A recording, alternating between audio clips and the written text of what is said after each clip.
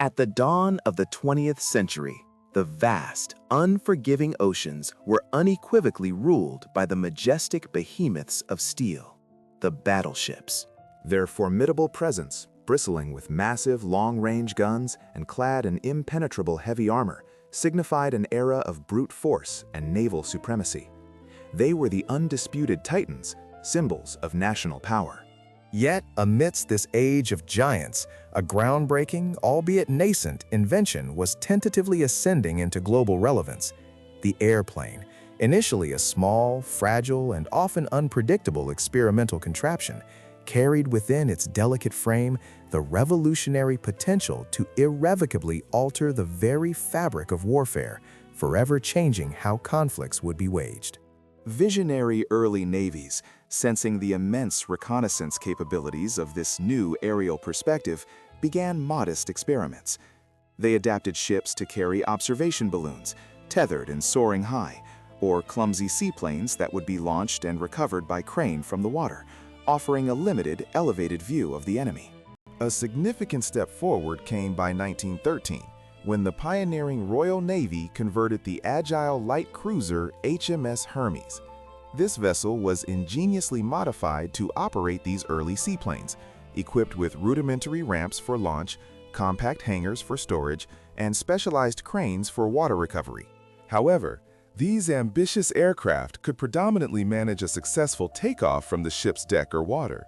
The subsequent recovery process remained a perilous and often clumsy affair, frequently compelling brave pilots to make dangerous landings ashore on distant coasts, or, more distressingly, to deliberately ditch their valuable aircraft into the unforgiving waves alongside their ship, awaiting retrieval.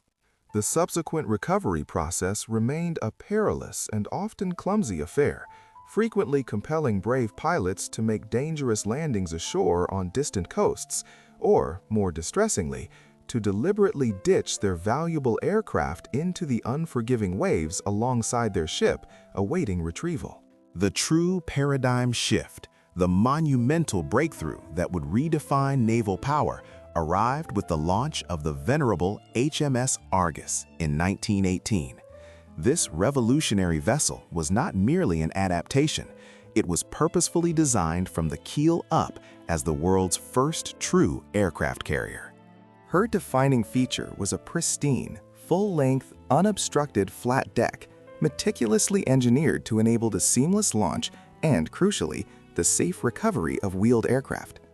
This engineering marvel introduced a suite of critical innovations that would become standard for all future carriers: robust arresting gear to snag incoming planes, integrated onboard hangars to protect and service a fleet of aircraft, and ingeniously stable hull designs specifically crafted to mitigate the rocking of the sea and facilitate complex flight operations.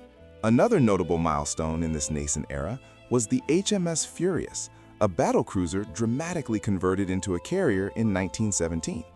Initially, she featured a split-deck design with a large superstructure amidst two flight decks, which was later modified into a more complete, if still imperfect, full carrier configuration.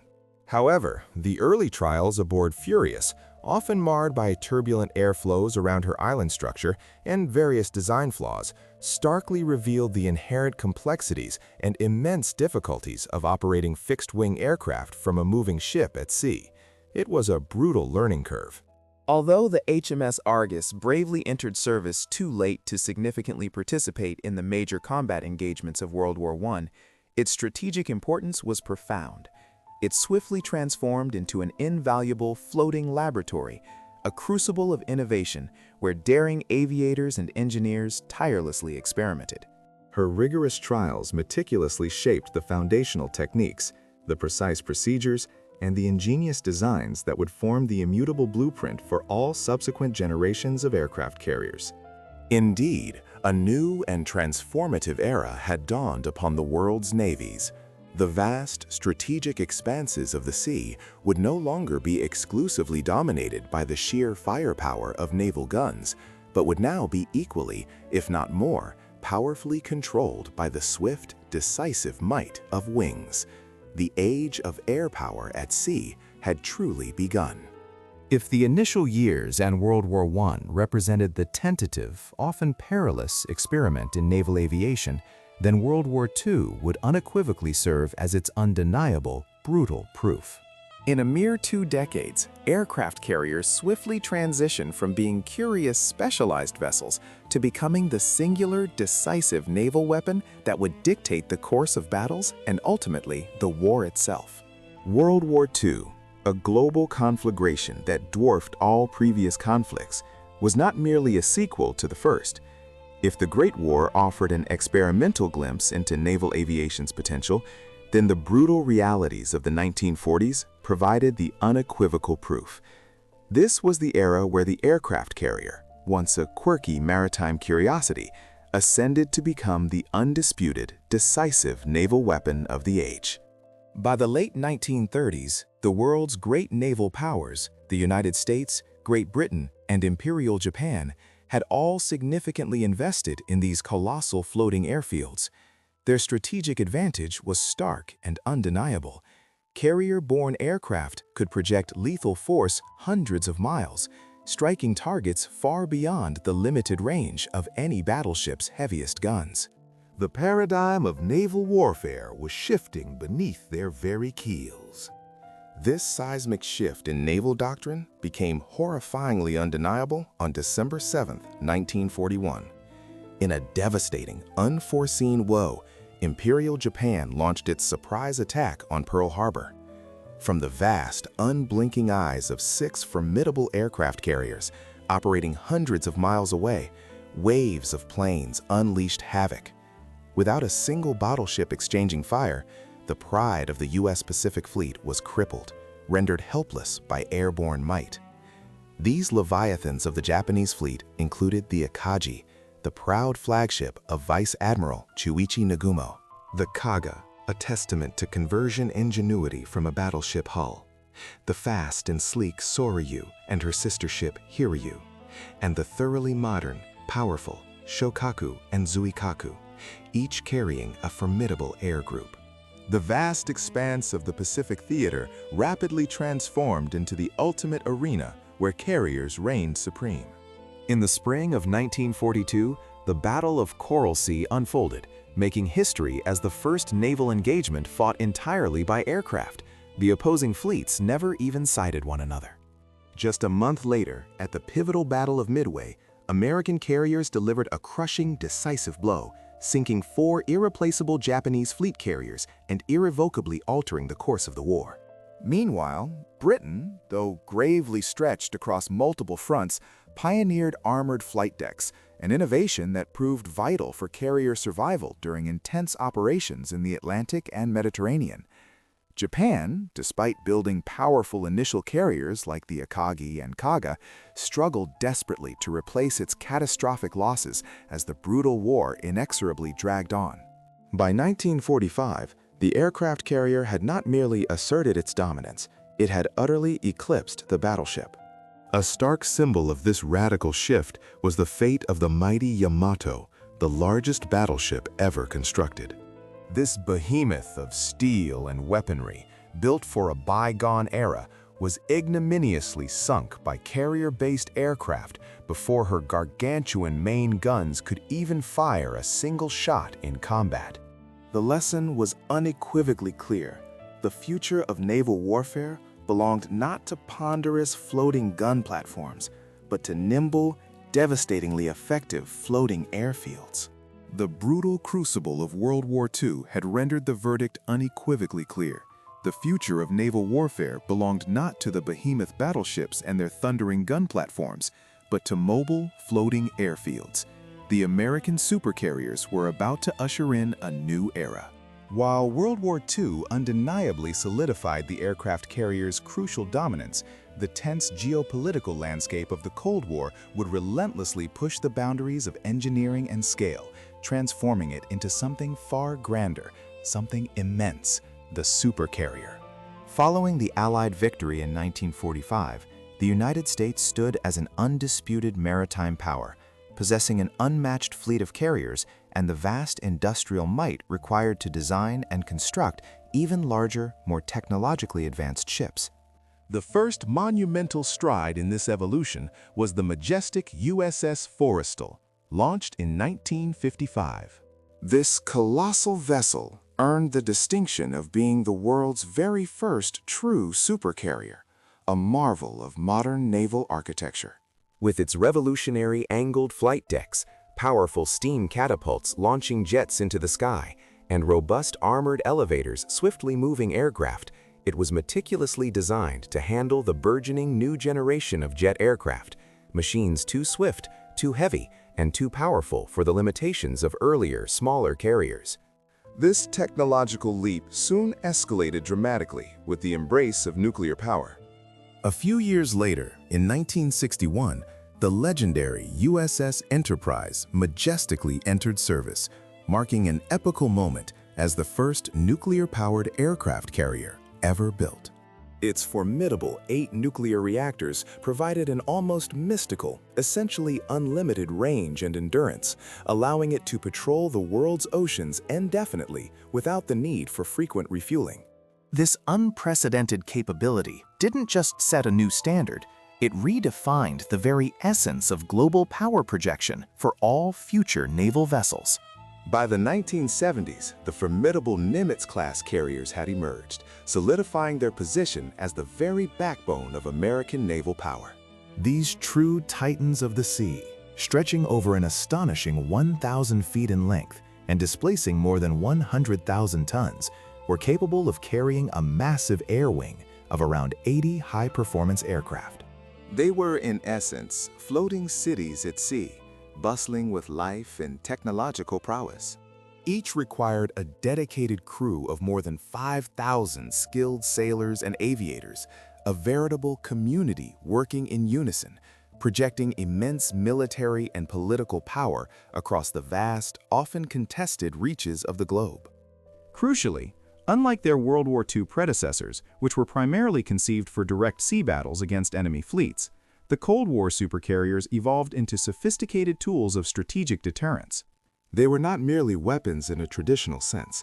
They became potent political symbols, visible and undeniable reminders to any potential adversary that the United States possessed the unwavering capability to launch overwhelming air power anywhere, at any time, across the planet. This extraordinary era of the supercarrier irrevocably cemented the U.S. Navy's position as the dominant maritime force on the world's oceans, a formidable and enduring dominance that continues unchallenged into the present day.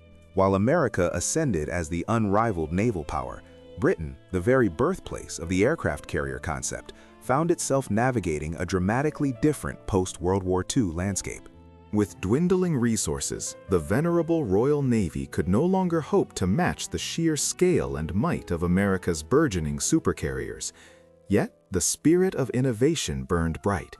Britain staunchly refused to abandon its commitment to carrier aviation, choosing instead a path of ingenious adaptation. In the pivotal 1950s, British naval engineers, with characteristic ingenuity, pioneered 2 revolutionary concepts that would forever reshape carrier operations: the angled flight deck and the formidable steam catapult.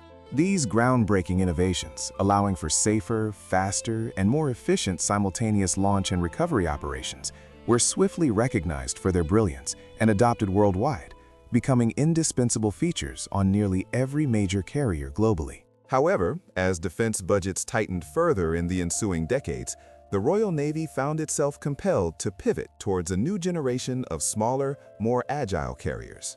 This strategic shift culminated in the development of the Invincible-class ships by the 1970s, vessels meticulously optimized not just for helicopters, but for a truly revolutionary new aircraft, the iconic Harrier jump jet.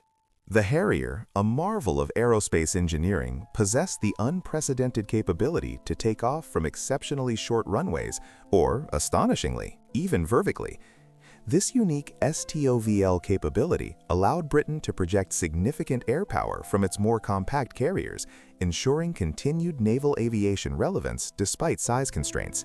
To further enhance the Harrier's operational efficiency, particularly its takeoff performance, the Royal Navy once again showcased its inventive spirit by introducing the ingenious ski jump ramp. This distinctive upward curved ramp provided an additional lift advantage, enabling Harriers to launch with heavier payloads and greater fuel, a design feature so effective it continues to be utilized by numerous carrier navies across the globe today. This daring gamble on smaller, innovative carriers and the unique Harrier jump jet faced its ultimate, brutal test during the Falklands War in 1982. With the world watching, two Invincible-class carriers, HMS Hermes and the newly commissioned HMS Invincible, courageously sailed 8,000 miles from home, projecting critical air power into a distant, hostile theater.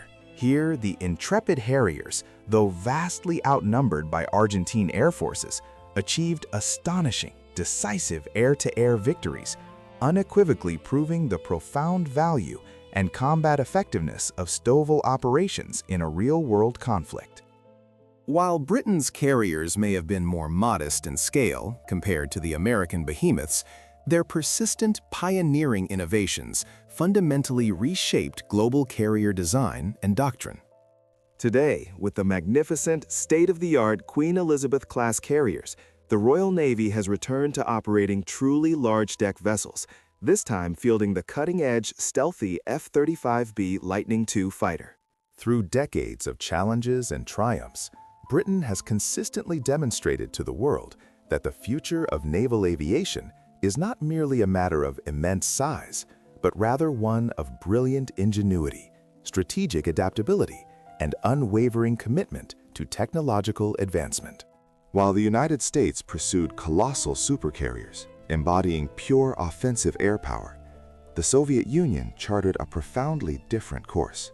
Their philosophy wasn't about raw projection of force across oceans, but about a more integrated, defensive naval strategy. Instead of singularly focusing on overwhelming air superiority from the sea, Soviet naval designers conceived of a distinct class of warships. These weren't mere aircraft carriers, they were formidable hybrid platforms, merging the aerial capabilities of a carrier with the heavy armament and defensive prowess of a guided missile cruiser. The genesis of this unique approach emerged with the revolutionary Kiev-class vessels. Introduced in the vibrant naval landscape of the 1970s, the Kiev-class ships represented this innovative Soviet doctrine. They embarked a modest air wing, primarily composed of vertical takeoff and landing VTOL Yak-38 Forger jets and an array of versatile helicopters capable of anti-submarine warfare. Crucially, these weren't solely reliant on air power. Their decks bristled with formidable anti-ship missiles and an array of heavy naval guns. Their purpose was clear, not to project power globally like their American counterparts. Instead, their primary mission was the defense of the Soviet fleet and the relentless pursuit of American submarines, forming a crucial shield for their naval assets. This distinctive philosophy culminated in the Soviet Union's ultimate carrier, the majestic Admiral Kuznetsov, launched in 1985 and, remarkably, still technically in service today, albeit with many challenges. The Kuznetsov starkly contrasted with American supercarriers. It eschewed the powerful steam catapults of its Western rivals, opting instead for an upward-curved ski jump ramp, which inherently limited the takeoff weight and operational range of its fixed-wing aircraft.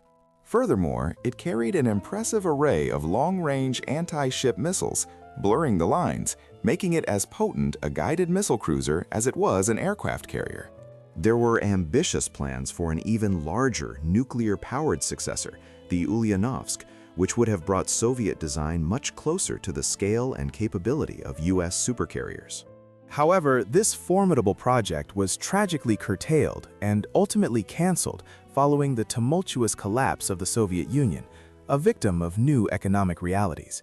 In the modern era, Russia has faced an uphill battle in maintaining its lone carrier. The Admiral Kuznetsov has been plagued by a litany of mechanical failures, unfortunate accidents, and even the catastrophic sinking of its primary dry dock, rendering it largely out of commission for extended periods. Despite these persistent misfortunes and embarrassing setbacks, it endures. It remains a potent, if somewhat tarnished, symbol of Moscow's enduring ambition to project formidable blue water naval power, even when the harsh realities of its operational status often fall dramatically short of the grand image it attempts to convey.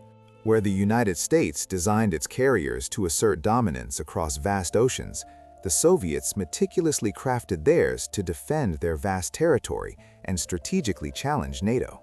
These were two fundamentally distinct visions of naval supremacy, one expansive and globally assertive, the other more contained and resolutely defensive.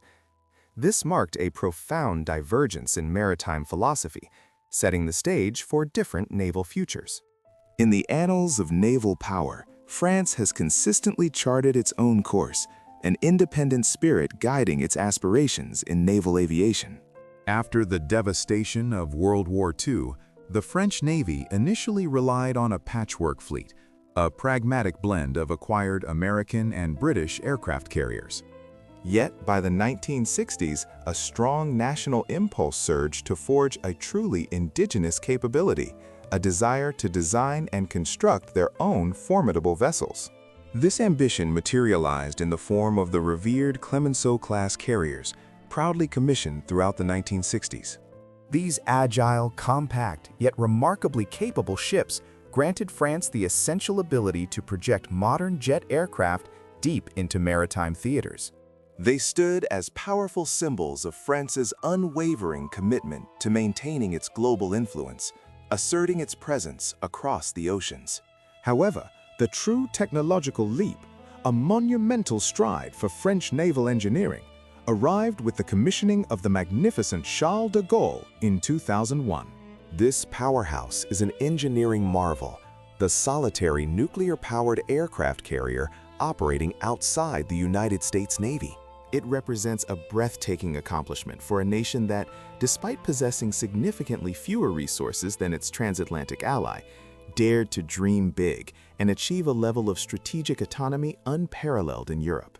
Weighing in at approximately 42,000 tons, the Charles de Gaulle is indeed more modest in size compared to the colossal American supercarriers. Yet, this agile giant proficiently operates a potent air wing of 30 to 40 aircraft, critically including the advanced Dassault Rafale M, France's formidable naval strike fighter. Furthermore, the Charles de Gaulle proudly employs catobar operations, catapult-assisted takeoff but arrested recovery, mirroring the sophisticated system utilized by U.S. carriers. This crucial capability grants it unparalleled flexibility and operational prowess, a significant advantage over less capable ski-jump-equipped vessels. Its nuclear heart, pulsating with immense power, allows for exceptionally extended deployments, enabling the Charles de Gaulle to spearhead operations from the rugged mountains of Afghanistan to the volatile waters of the Middle East, a true testament to its reach and versatility. Its nuclear heart, pulsating with immense power, allows for exceptionally extended deployments, enabling the Charles de Gaulle to spearhead operations from the rugged mountains of Afghanistan to the volatile waters of the Middle East, a true testament to its reach and versatility. Looking firmly towards the future, France has already unveiled ambitious plans for its successor, the Porte-Avions Nouvelle Génération, or PANG, expected to proudly enter service in the 2030s. This next-generation Leviathan will be even larger, propelled by advanced nuclear power and meticulously designed to seamlessly operate future sixth-generation aircraft. Its introduction will unequivocally cement France's position as Europe's premier carrier power, an undisputed leader in naval projection. While French carriers may never rival the sheer numerical might of the United States Navy, their presence conveys an unambiguous message, clear and resonant across the global stage. France intends to steadfastly remain a preeminent global military player, fiercely independent, unburdened by exclusive reliance on NATO, charting its sovereign destiny on the high seas. In the grand theater of global geopolitics, the ability to project power across the oceans remains paramount. For decades, China, a burgeoning economic giant, conspicuously lacked true aircraft carriers, a vital instrument of modern naval might. But the dawn of the 21st century heralded a dramatic transformation, propelling China into the ranks of the fastest-growing carrier powers in the world. This ambitious journey truly began in the late 1990s. With a bold strategic move, China acquired the colossal, unfinished hull of the Soviet carrier Varyag from Ukraine. A relic of a bygone era, it lay dormant, a testament to unfulfilled Cold War ambitions. Years of painstaking refitting, engineering challenges, and dedicated labor transformed this dormant steel behemoth. In 2012, it finally emerged as the Liaoning, China's first operational aircraft carrier. Though primarily designated as a training vessel, the Liaoning's commissioning sent a clear signal across the globe. Beijing was determined to join the elite club of nations possessing carrier navies, asserting its presence on the high seas. The next significant milestone arrived in 2019 with the launch of the Shandong, China's first truly domestically built carrier. This vessel marked a further leap in self-sufficiency, designed specifically to refine carrier operations, rigorously train new crews, and incrementally expand China's growing naval reach within its strategic interests. But the real game changer, a technological leap that astonished observers worldwide, materialized in 2022 with the unveiling of the Type 003 Fujian. This magnificent vessel wasn't just another carrier. It introduced cutting-edge electromagnetic aircraft launch systems, or EMALS.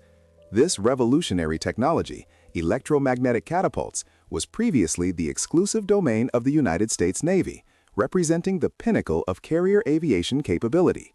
With EMALS, the Fujian can effortlessly launch a wider array of heavier aircraft, including critical early warning planes and the sophisticated future stealth fighters. This technological parity dramatically narrows the capability gap, bringing China much closer to the advanced power projection of American carrier groups.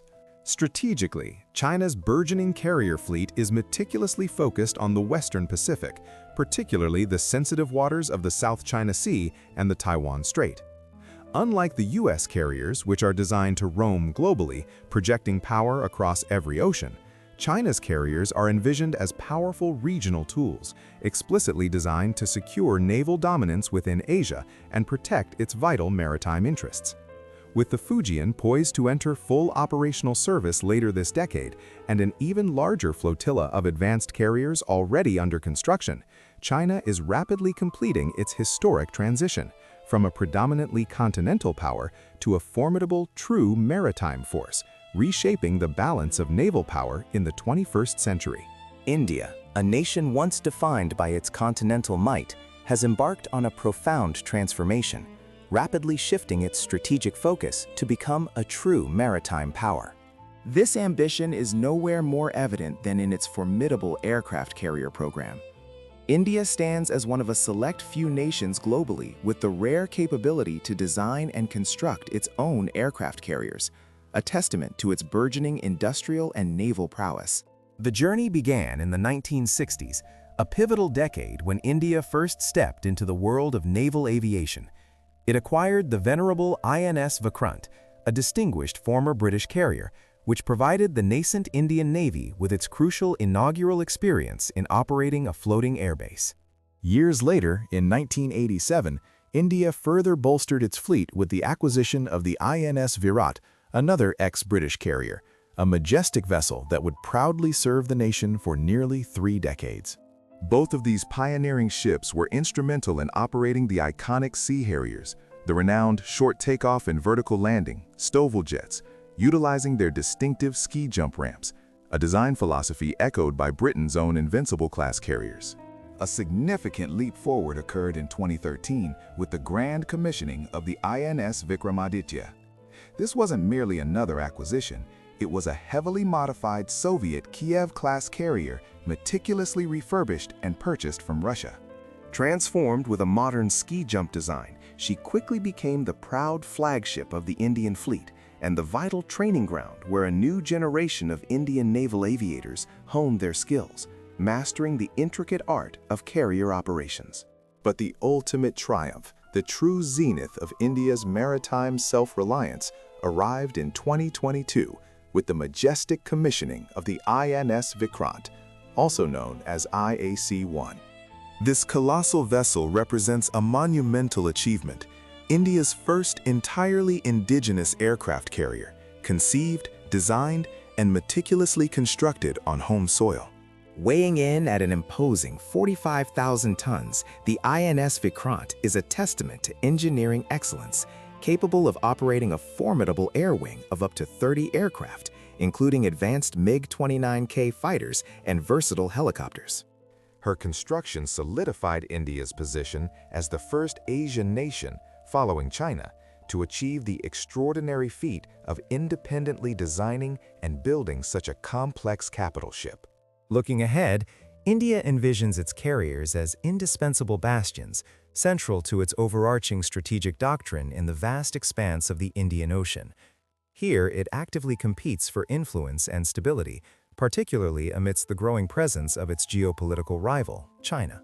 With ambitious plans already underway for even larger, more advanced carriers in the future, India resolutely seeks to project its formidable power far beyond its territorial shores.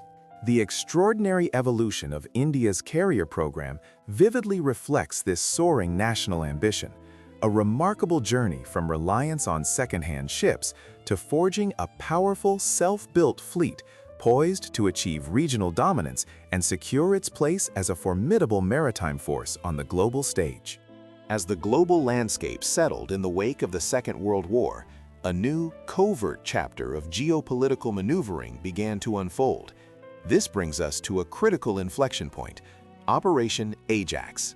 With the world rebuilding and economies hungry for fuel, the vast, untapped oil reserves of the Middle East transformed the region into the undeniable epicenter of international energy politics, a prize fought over by emerging superpowers and former colonial masters alike.